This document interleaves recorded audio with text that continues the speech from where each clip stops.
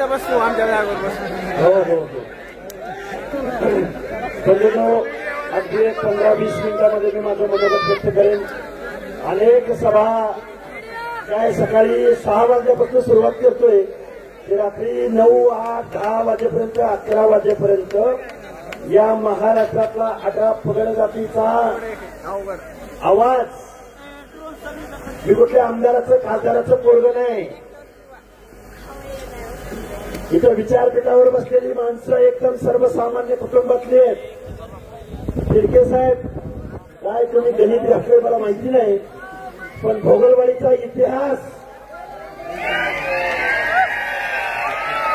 अख्ख्या महाराष्ट्र तुमच्याकडे डोळे लावून बसलाय. बैराम तात्या खूप मोठी जबाबदारी आहे तुमच्यावर. पाटील चंद्रसेन पाटील, सानप साहेब, आता बघा सगळ्यांची नावं. मुत्ते साहेब आहे तिकडे, आबा आहेत आमचे, बडे साहेब, अरे किती जणांची नावं घ्यायची, माफ करा. आमचे माऊली शिरसाट आहेत, आगावसर आहेत. आमच्या चव्हाण साहेबांनी आता मनोगत व्यक्त केलंय. अरे अरे थांबा थांबा, बोलायचंय, सविस्तर बोलायचंय.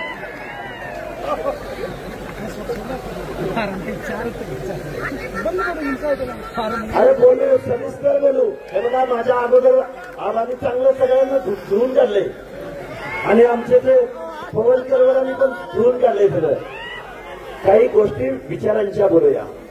अख्खा महाराष्ट्र आपल्याकडे बघतोय आणि आपल्याला एक गेल्या 3-4 वर्षाच्या कालावधीमध्ये या महाराष्ट्रामध्ये आम्ही महामानव डॉक्टर बाबासाहेब आंबेडकरांचे विचार त्यांच्या संविधानाच्या भाषेमध्ये बोललो. महात्मा ज्योतिराव फुले यांच्या समतेचा विचार महाराष्ट्रामध्ये सांगितला.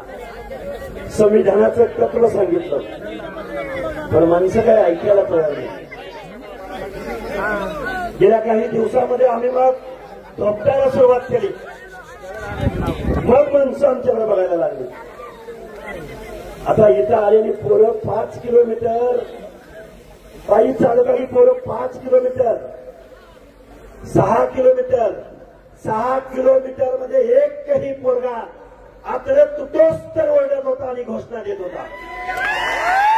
आणि अरे आम्ही गाव कुसाला राहणारी माणसं, गावगाड्यात राहणारी माणसं, ऊस तोडणारी माणसं, शारीरिक श्रमाचं काम करणारी माणसं, आम्हाला स्वाभिमान दिला वंदनीय गोपीनाथराव मुंडे यांनी. दिला. आता इथं बॅनरवरती इकडे वरती फोटो आहे वसंतराव नाईक यांचा. अरे बंजाराचा पोरगा जातीपातीच्या पलीकडे जाऊन गावगाड्यातल्या 18 पगड जातीच्या माणसांपर्यंत पोहोचणारा. कधी इथल्या ह्या राज्यकर्त्यांनी त्यांचं नाव घेतलं का? घेतलं नाही घेतलं. आता इथं एवढे महामानव आहेत.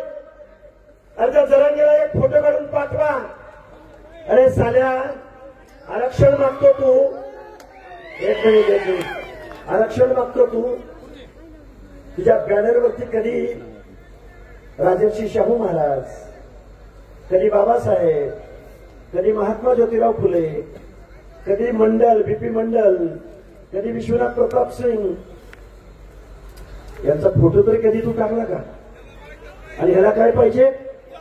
आरक्षण. काय पाहिजे याला? अरे काय म्हणते तू? अरे 4थी पासला काय करणार आहे? अरे काय बोलावं? चक्की म्हणजे काय? चक्की. बघा ऐका, माझ्या माता भगिनी, माझ्या डाव्या हाताला माता भगिनी बसलेल्या आहेत. तुला इकडे माता भगिनी सगळ्या बसलेल्या आहेत. आपण जबाबदार माणसं आहोत. आमच्या वंदनीय गोपीनाथराव मुंडे साहेबांच्या कन्या पंकजाताई किंवा धनुभाऊ असतील किंवा महाराष्ट्रातले तुमच्या आमचे माननीय शिरंतरावजी भुजबळ असतील, तुमचे आमचे मंत्रिमंडळातले अनेक सदस्य असतील. पत्रकार बांधवांना मला जबाबदारीने सांगायचं आहे. मला येऊन जाऊन पत्रकार बांधव एकच प्रश्न विचारतात, हाके सर तुम्ही एवढं ओरडताय, मग तुमचे ओबीसीचे नेते का बोलत नाही? महाराष्ट्राला मला विचारानं सांगायचंय, माझी माणसं बोलत नाहीत. थांबा 2 मिनिटं. अरे 2 मिनिटं. आमचे नेते बोलत नाहीत कारण आमचे नेते जबाबदार आहेत. आमचे नेते महाराष्ट्रातल्या 18 पगड जातीच्या हक्क अधिकारावरती गदा येईल असं वागत नाहीत, असं बोलत नाहीत. कारण आम्ही गावगाड्यातली माणसं आहोत. आम्हाला गावातला बलुता कळतो, आम्हाला गावातला अलुता कळतो, आम्हाला गावातला दीनदलित कळतो, आदिवासी कळतो. आमच्या ताईनी कधी वेळवाकडं बोलल्या? धनुभाऊ कधीही एखादा शब्द उलटा पलटा बोलले का? प्राध्यापक राम शिंदे कधी वेळावाकडा एखादा शब्द बोलले का कधी? बावनकुळे साहेब कधी वेळावाकडं बोलले? जयकुमार गोरे कधी वेळावाकडं बोलले? कारण आम्ही महाराष्ट्र आणि महाराष्ट्रातली 14 करोड जनता डोळ्यासमोर ठेवून गावगाड्यातल्या हर एक माणसाच्या मनामध्ये, कुणाच्या मनामध्ये जरा सुद्धा त्याला वाईट वाटू नये अशा पद्धतीने आमची माणसं जबाबदार वागतात. आता नीट ऐका. बीड जिल्ह्यामधला तुम्ही ज्या देवट्याला निवडून दिला, देवट्या बरोबर आहे, काय नाव आहे इथला आमदार कोण? प्रकाश, मला माहिती नाही. ऐका 2 मिनिटं ऐका. हे बघा, बीड शहरामध्ये हल्ला झाला त्यावेळी यांच्याही घरावर हल्ला झाला. आता शांत ऐका की 2 मिनिटं. बीड शहरावर हल्ला झाला त्यावेळी त्यांना भेटायला कोण गेलं माहितीये का? माननीय शरदरावजी भुजबळ गेले की नाही गेले? काल परवा काय बोलला माहितीये का? म्हणला पालकमंत्रीपदाला, मंत्रीपदाला म्हणला माझी जात आडवी. याला गुन्ह्यानं म्हातारं झालं का वयानं म्हातारं झालं? अरे प्रकाश सोळंकी, वय तुमचं लय आहे राव, तुमच्या अर्ध्या वयाचं पण नाही. प्रकाश सोळंकी साहेब ऐका 2 मिनिटं ऐका. अरे या महाराष्ट्राचा उपमुख्यमंत्री सुंदरसिंह सोळंकी झाला त्यावेळी जात नाही तुमची आडवी कधी? आली का नाही? अरे तुम्ही धारूर मधून निवडून गेला, आमच्या लोकांनी कोणी मतं दिली असतील का नसतील गावगाड्यातल्या? तुम्ही दिली का नाही? अरे आमच्या माणसाने विरोध केला असता तर काय झालं असतं तुमचं? झालं असतं का नाही? आता ऐका, त्याला म्हणावं तुला जरंगेला पाठिंबा द्यायचा ना, तुला काय? थांबा, अरे थांब.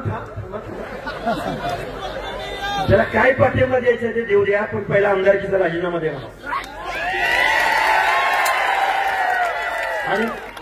आणि देवराईचा आमदार गुरकुल्या आता गुरकुल्या.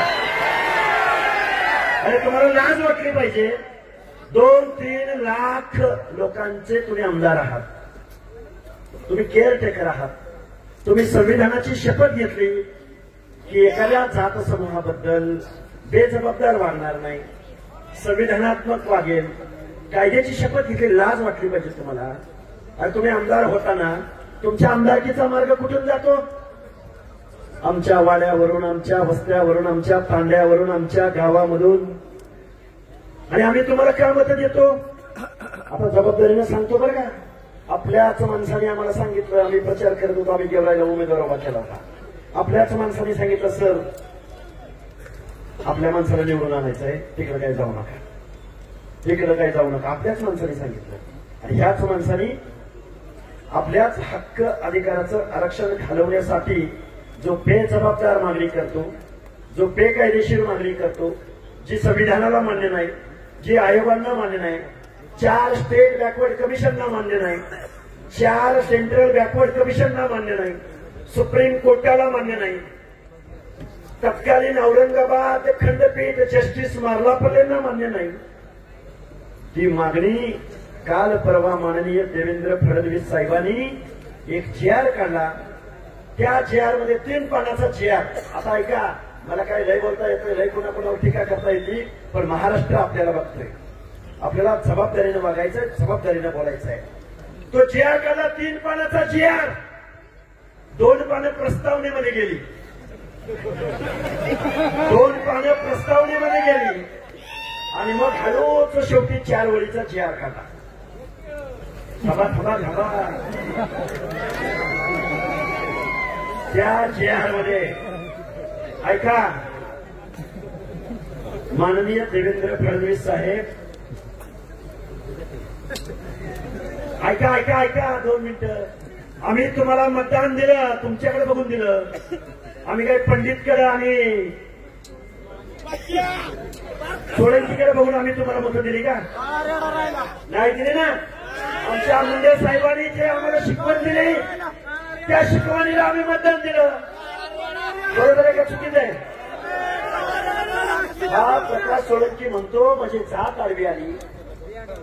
आता या प्रकाश सोळंकीला आता ऐका, मला तो खूप लोकांविषयी बोलायचं होतं. आता मी ज्या समाजामधनं पुढे येतो, धनगर समाजातनं. ऐकून घ्या रे. आता बीड जिल्ह्यामध्ये किती मतदार आहेत तुम्हाला सगळ्यांना माहिती आहे. बीड जिल्ह्यामध्ये एकही आमदार झाला नाही यांचा. इकडे लातूरची मंडळी आले. लातूर जिल्ह्यामध्ये आजपर्यंत देशाला स्वातंत्र्य मिळाल्यापासून एकही आमदार झाला नाही. धाराशिवमध्ये झाला नाही, नांदेडमध्ये झाला नाही, बळीरामरावच्या जालन्यामध्ये झाला का? का झाला नाही? प्रत्येक किती तुमची? अरे सोळंकी, तुझी जात आडवी आली तुला. अरे 2 नंबरला लोकसंख्या असलेल्या धनगराचा लोकसंख्या असताना एकही आमदार या भागात झाला नाही. तसंच छत्रपती संभाजीनगरला.